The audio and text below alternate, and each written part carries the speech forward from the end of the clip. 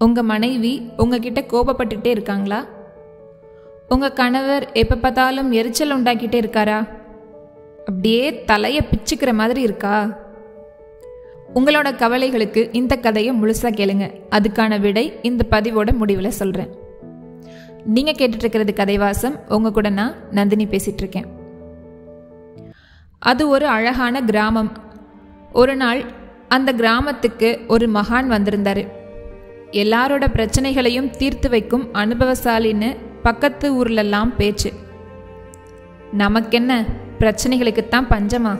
வீட்டுக்கு வீடு வாசப்படி மாதிரி எல்லாருக்கும் பிரச்சனை இருக்கும். இப்படி ஒரு மகான் அந்த கிராமத்திற்கு வந்திருக்கிறத கேள்விப்பட்ட மக்கள் உடனே அவரை பார்த்து தங்களோட குறைகளை சொல்லி அதை நிவர்த்தி பண்ண வழியையும் கேட்டாங்க. எல்லாருக்கும் அமைதியாகவும் நிதானமாகவும் வழிகளை சொல்லுவார். இதனால் தினமும் நூற்றுக்கணக்கான மக்கள் அவரை பார்க்க வந்துட்டு இருந்தாங்க. ஒரு நாள் இதே போல அந்த மகான் உபதேசங்கள் எல்லாம் செஞ்சு முடிச்சுட்டு திரும்பும்போது மரத்தடியில் ஒருத்தன் இவரை சந்திக்கலாமா வேண்டாமான்னு குழப்பத்தோடு நின்றுட்டு இருந்தான்.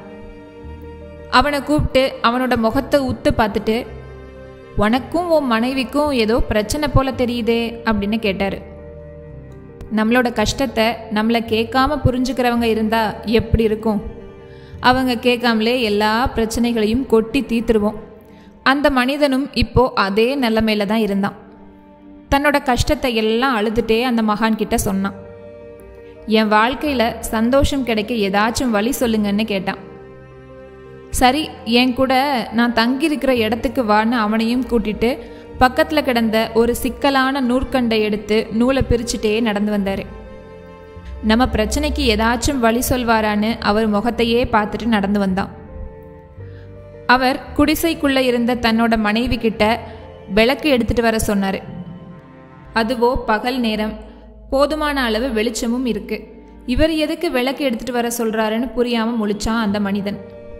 அதை விடுங்க, இவர் கேட்டதும் ஒன்றும் சொல்லாமல் அந்த மனைவியும் விளக்கு எடுத்துட்டு வந்தது தான் அவனுக்கு இன்னும் ஆச்சரியத்தை கொடுத்தது. கொஞ்ச நேரம் கழிச்சு அந்த மகானோட மனைவி 2 பேருக்கும் குடிக்க டீ கொண்டு வந்து கொடுத்தா. அந்த டீயில் சர்க்கரைக்கு பதிலாக உப்பை சேர்த்திருந்தா.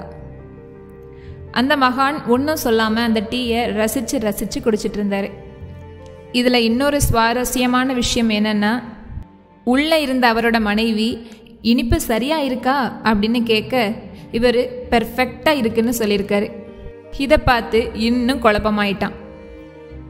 அந்த மகான் எந்திரிச்சு, நீங்கள் வந்த வேலை முடிஞ்சிருச்சு, கிளம்புங்க அப்படின்னு சொன்னார்.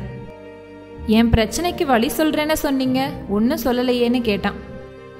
உன் பிரச்சனைக்கு தீர்வு தான் சொல்லிட்டனே, இங்கே நடந்த நிகழ்ச்சிகள் தான் உன் பிரச்சனைக்கான தீர்வுன்னு சொன்னார்.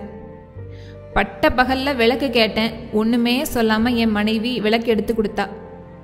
டீயில் சர்க்கரைக்கு பதிலாக உப்பை போட்டிருந்தா, நானும் அதை கண்டுக்கல. எவன் ஒருவன் தன்னோட துணைக்கிட்ட பிரச்சனையை கண்டுக்காமல் இருக்கிறானோ அவன் சொர்க்கத்தில் வாழ்கிறது போல வாழ்வான்னு யஜுர்வேதம் சொல்லுது. அதனால் சின்ன சின்ன விஷயத்துக்கும் குத்தம் கண்டுபிடிக்காம அதில் குத்தமே இருந்தாலும் கண்டும் காணாத மாதிரி இருந்துட்டா இல்லறம் தித்திக்கும். மேலும் இது போன்ற கதைகளுக்கு தொடர்ந்து இணைந்திருங்கள். ஒன்றாக பயணிப்போம். நன்றி, வணக்கம்.